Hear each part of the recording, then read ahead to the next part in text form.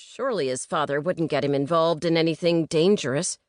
Dad was always talking about mitigating risk, protecting what was important.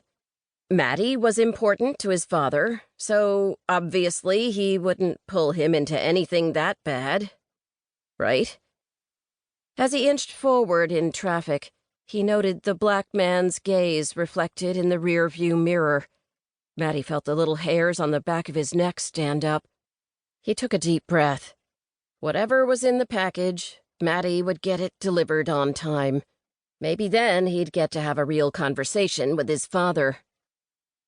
He was back in Hempstead, New York, within 30 minutes, and only a few blocks from home, when his car coughed, spluttered, and died. He managed to pull it over on the side of the road before the wheels stopped turning. Great. No conversation with Dad, no car, and a package that needed to be delivered on Sunday. He stepped out of the car, slammed the door, and called his mother. "Ma, the car died again."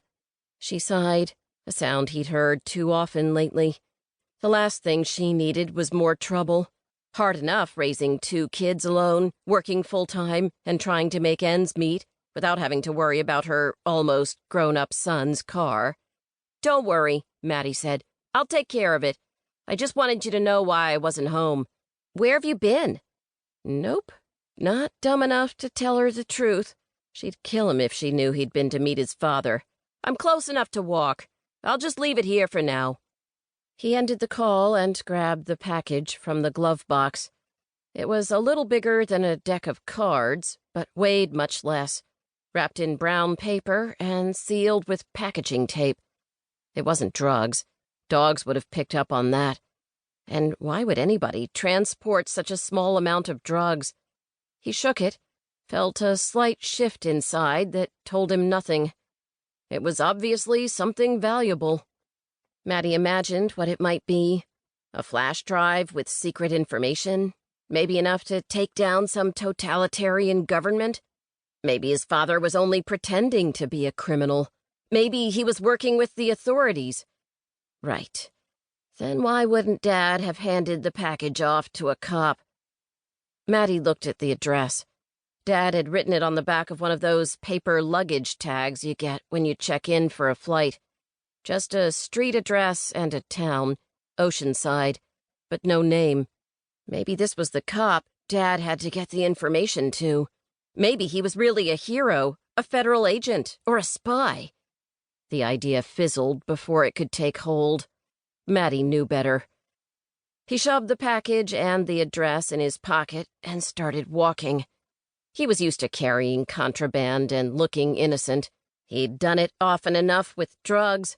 Walked right by cops all the time with pills or weed in his pocket, stuff he intended to sell, so the package didn't bother him a bit as he turned the corner toward home.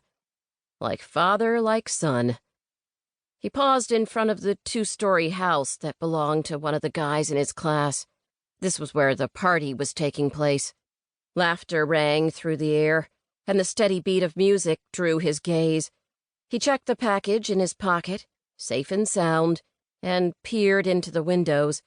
Inside, a couple of guys he went to school with were chugging beer from red plastic cups.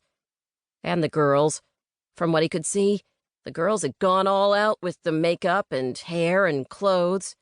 He took 2 steps toward the door and froze. He'd be an idiot to go in there. On the other hand, his mom was always telling him to branch out, find some new people to hang out with. There were new people in there, and the ones he wanted to get to know looked primed for fun in their short shorts and tight shirts and glassy eyes. Aiden must be there. He never missed an opportunity to party.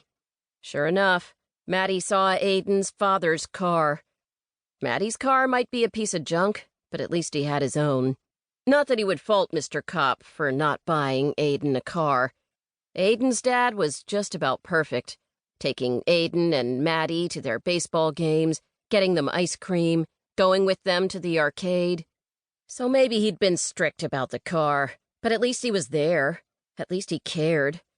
Aiden had no idea how good he had it. There were other cars he recognized from school.